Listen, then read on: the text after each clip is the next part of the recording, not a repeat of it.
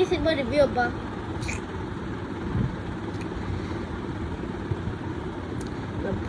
నా మైండ్ని అసలు నా డెలికేట్ మైండ్ అసలు బ్లాక్ చేసేసి.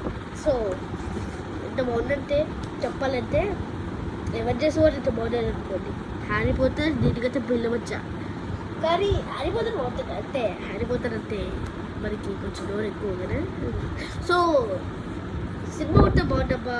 ఫస్ట్ హాఫ్ కొంచెం బోరింగ్ అవుతుంది, సెకండ్ హాఫ్ బాగుంటుంది. Amitabh Bachchan acting super.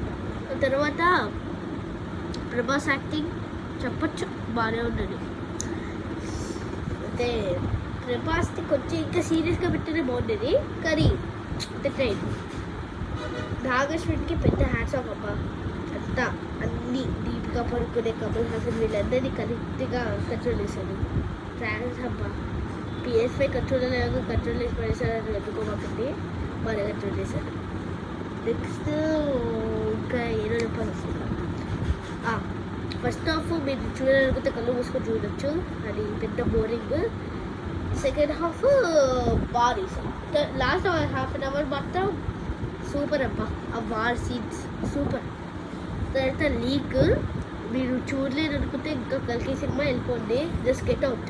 మీకు ఫస్ట్ ఇది ఇస్తున్నా, ఫస్ట్ గెట్ అవుట్. కానీ సినిమా ఎండింగ్లో